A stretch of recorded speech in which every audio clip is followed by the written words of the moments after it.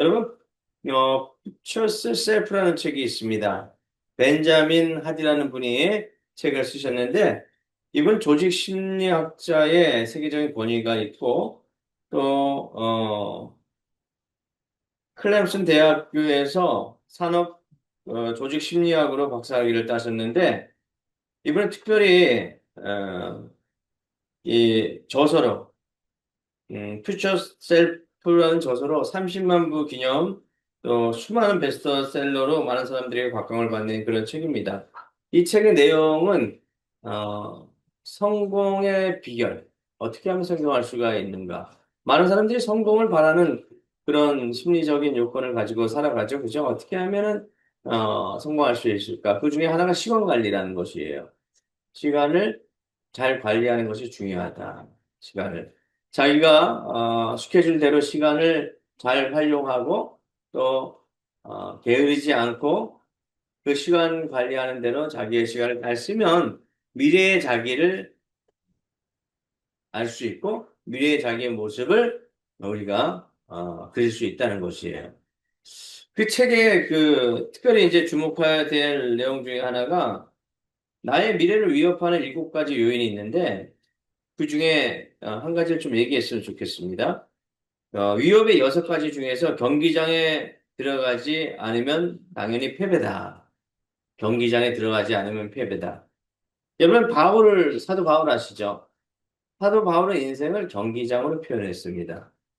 사도 바울은 나의 달려갈 길을 마친 후에는 영광의 면류관이 예비되어 있다라고 얘기하면서 자, 우리 사도행전부터 시작해서 고린도 전후서, 갈라디아서에 이르기까지 우리 전도 여행을 무려 뭐 3차 전도 여행이라고 얘기하지만 4차, 5차까지 무려 5번에 걸쳐서 전도 여행을 했습니다.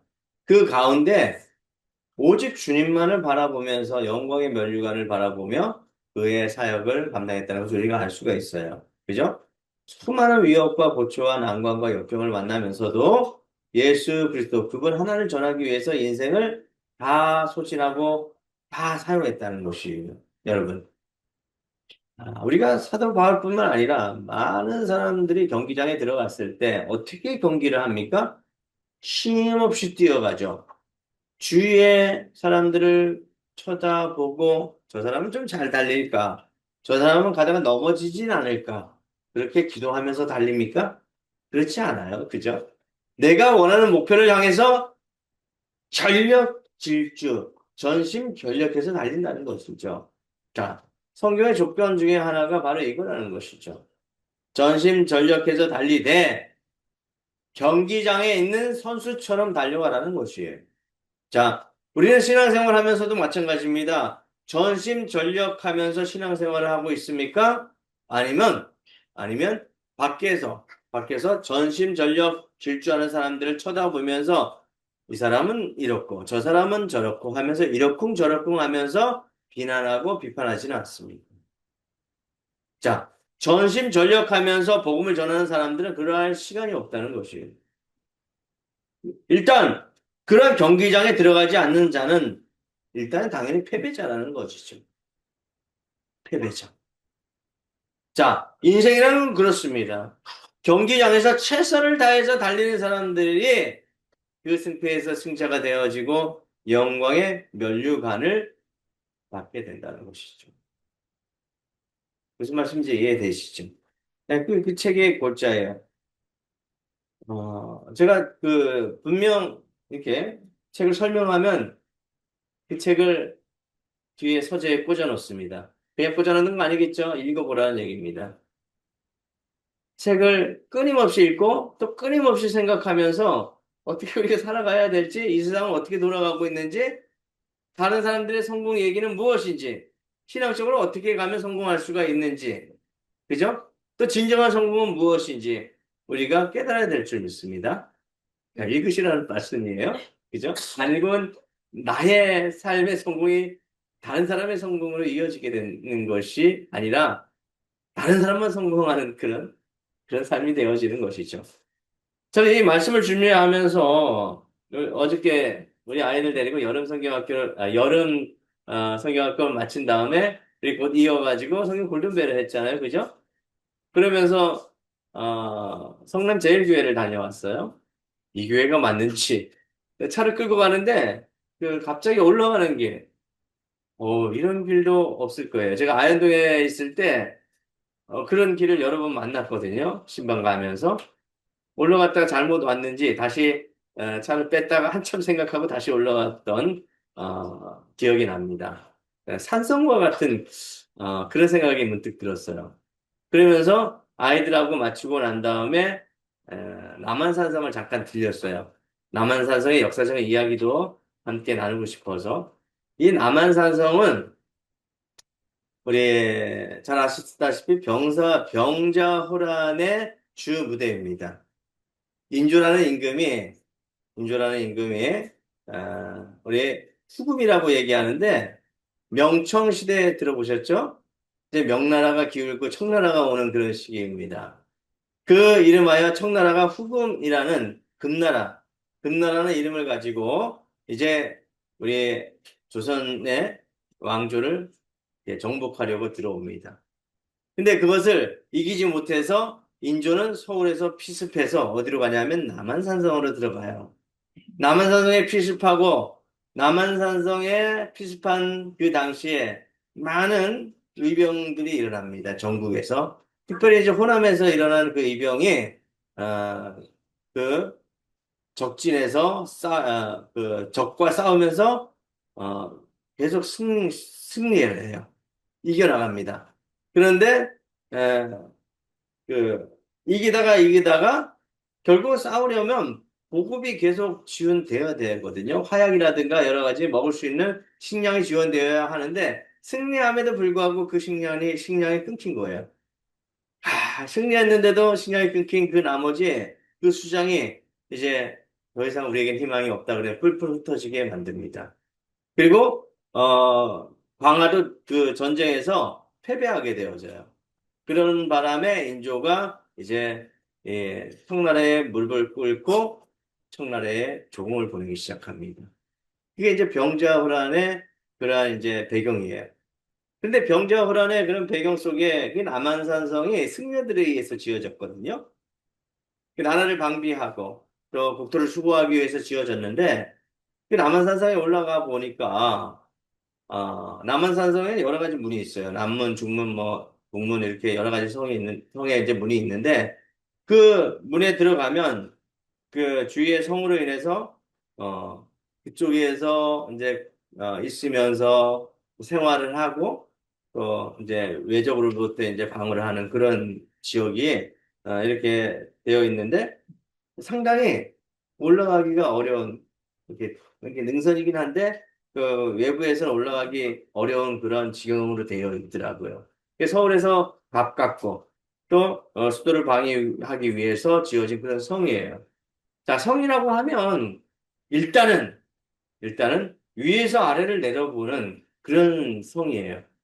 근데 오늘 본문에 나와 있는 철옹성 같은 여리고 성도 마찬가지였습니다. 누가 보아도 뚫을 수 없고 누가 보아도 넘을 수 없는 그러한 성이에요. 그냥 뭐 이렇게 무너뜨리기 좋은 성이 아니라는 것이죠. 뭐 지금 같으면 여러 가지 뭐 미사일도 있고 여러 가지 폭탄도 있어가지고 그거 한번 투하시키면 무너지겠죠. 근데 그런 성이 전혀 아니라는 것이죠. 자, 고고학자들에 의해서 증명되었습니다. 7천년경 성벽과 망대를 갖춘 아주 견고한 성. 누가 말해도 가장 최고의 견고한 성이라고 얘기할 수 있는 그 성을 감히 침범할 수 없었습니다. 그런데 하나님께서 말씀하십니다. 어떻게 말씀하셔요? 여호수아에게 성을 6일간 매일 한 번씩 돌게 합니다. 그리고 제7일에는 7바퀴를 돌고 난 다음에 함성을 지르면 이 성이 무너진다고 얘기합니다. 자, 철옹성과 같은 이 성, 그 방법, 하나님의 방법이에요. 도무지 이해가 되지 않는 그런 방법입니다. 자, 그 초롱성과 같은 여리고성을 걷다 보면 위에서 무엇이 떨어질지 어떻게 압니까? 그죠? 믿음이 필요해요. 그렇지 않습니까? 뭐 돌을 던질지, 뜨거운 물을 부을지, 화살을 쏘을지, 누가 알겠습니까? 그런데도 그 이스라엘 백성은 하나님의 말씀에 의지하여 묵묵히 그 길을 걸어갑니다. 여러분, 여러분들이라면 그 길을 걸어갈 수 있겠습니까? 초롱성과 같은 그 길, 국회에 닫혔던 그 문, 웬만한 믿음으로 걸어가지 못했을 것이에요. 자, 1절에 보니까 이스라엘 자손들로 말미암아 여리고는 굳게 닫혔고 출입자가 없더라. 그죠? 자, 한편 여리고성 앞에 있는 그 이스라엘 백성이나 여리고성 안에 있는 그 백성들이나 두려움은 매 한 가지였던 것 같아요. 왜냐? 좀 전에 무슨 일이 있었어요? 요단강을 건넜어요. 자, 제사장이 앞에서 발을 디드니 요단강이 갈라집니다. 그렇죠? 이스라엘 백성도 놀랐지만 이 여리고 사람도 놀랐을 거예요. 그 여리고 사람이 놀라면서 문을 굳게 닫았던 것 같습니다. 자, 여러분. 여러분은 이 여리고성과 같은 우리의 마음속에 굳게 닫혀 있었던 그 문제들 어떠한 방법으로 해결하시겠습니까? 그죠? 여리고성, 철옹성과 같은 그런 문제 앞에서 그런 문제가 우리 가운데 있지 않습니까? 분명히 있어요. 아이들이건 어른이건 믿음의 그 차이에 따라서 다 그런 문제와 어려움이 있습니다. 그 여리고성을 어떻게 무너뜨리며 나갈 것입니까? 우리 안에 있는 여리고성. 그 여리고성을 정복하는 데 있어서 어떻게 나가야 할지 우리 말씀을 통해서 은혜를 나누도록 하겠습니다. 첫 번째, 믿음으로 나가야 합니다. 따라해 보시기 바랍니다. 믿음으로 나갑시다. 믿음으로. 예, 가장 중요한 것이 믿음이에요. 믿음은 바라는 것들의 실상이요, 보지 못하는 것들의 증거니라고 얘기했습니다. 믿음이 없으면 하나님을 기쁘시게 못한다고 말씀하셨죠. 그죠? 자, 2절에 보니까 여호와께서 여호수아에게 이르시되 보라 내가 여리고와 그 왕과 용사들을 내 손에 넘겨주었으니 자 넘겨주었으니 이것은 미래 완료형입니다. 이미 주셨다는 것이죠. 이미 언약을 하셨다는 것입니다. 언약의 쟁취가 이루어질 것이라 라고 말씀하시는 것이죠. 그죠? 하나님의 약속된 자녀 여러분들은 하나님의 백성 삼아 주셨잖아요. 제사장 삼아 주셨잖아요. 거룩한 나라가 되셨잖아요. 이것은 언약의 약속입니다. 그죠? 마귀가 우리를 때때로 너는 안 돼. 응? 너는 죄인이야. 너는 절대 이겨낼 수 없어. 그렇게 얘기하고 속삭입니다. 근데 그렇지 않아요. 이미 여러분들에게 약속하셨어요. 예수 그리스도 그 능력에 힘입어 승리할 것이다. 믿기만 하면 하나님의 백성이 되고 승리할 것이다. 라고 말씀하고 있죠. 자, 약속의 말씀을 믿고 순종하면 마침내 약속을 이루시고 선물로 받게 된다는 것을 기억하시기 바랍니다. 하나님의 방법을 들으면 어떤 생각이 듭니까? 6일간 매일 한 바퀴씩 돌라고 얘기하는데 우리 안에 믿음이 없다면 그렇게 할 수 없을 거예요. 그죠? 적진에서. 자, 두 번째예요. 인내로 나가야 합니다. 따라해 보시기 바랍니다. 인내로 나갑시다. 자, 3절 한번 보니까 너희 모든 군사는 그 성을 둘러 성 주위를 매일 한 번씩 돌되 엿새 동안 그리하라. 매일 한 번씩 도는 거예요. 자, 인내가 필요합니다. 그냥 한 바퀴 돌고 끝나는 것이 아니라 믿음으로 나가되 이제 인내가 필요하죠. 4절입니다. 제사장 일곱은 일곱 양각 나팔을 잡고 언약궤 앞에서 나갈 것이요. 일곱째 날에 그 성을 7번 돌며 그 제사장들은 나팔을 불 것이며. 자, 여리고 성은 그렇게 작은 성이 아닙니다. 야, 한 바퀴 도는데도 아마 몇 시간 걸렸을 거예요. 남한산성을 한 바퀴 도니까, 보통 남성들, 여성들이 도는데, 한 4, 50분? 천천히 걸으면 4, 50분은 걸리는 것 같아요. 한번 돌아보니까. 자, 이 철원성과 같은 성, 한 몇 시간 걸리지 않을까 싶어요. 그죠? 예, 그 많은 백성들이, 2만 명이 넘는 백성들이 그 여리송을 걷는단 말이에요. 자, 인내가 필요하지 않을까요? 좀 참고 기다리는 그런 마음이 필요해야 될 거야. 무슨 일이 일어날지 모르고. 그죠? 그리고 5절에 보니까 제사장들이 양각 나팔을 길게 불어 그 나팔 소리가 너에게 들릴 때에는 백성은 다 큰 소리로 외쳐 부를 것이라. 그리하면 성벽이 무너진대. 그죠? 자, 그래서 눈의 아들 여호수아가 제사장들을 불러 그들에게 이르되 너희는 언약궤를 메고 먼저는 언약궤 하나님의 임재죠. 하나님께서 일하신다는 것이에요. 제사장 일곱은 양각 나팔 일곱을 잡고 양각 나팔 양나팔이에요. 저게 양의 나팔이에요. 전쟁할 때 쓰는 나팔이 아니에요. 양각 나팔은. 그죠? 자, 양각 나팔 일곱을 잡고 양뿔 그죠? 여호와 궤 앞에서 나아가라고 하고 하나님의 명령에 순종한다는 것, 자, 믿음으로 나아갈 때에 인내가 필요하다는 것이죠. 그죠? 진정한 순종은 그냥 이루어지는 것이 아니에요. 인내함으로. 하나님의 말씀에 그 말씀을 받고 씨 뿌리는 자의 비유처럼 씨를 뿌린 다음에 인내함으로 결실을 이루죠. 그죠? 음. 여러분들이 하나님께서 선물을 주시지만 인내가 필요하고 시간이 필요하다는 것입니다. 그죠? 자, 마지막으로, 이 여리고성을 정복하는 데는 순종이 필요해요. 순종. 자, 순종함으로 나갑시다. 네, 순종함으로 나가야 합니다. 자, 우리 10절입니다. 여호와가 백성에게 명령하여 이르되 너희는 외치지 말고 너의 음성을 들리게 하지 말며.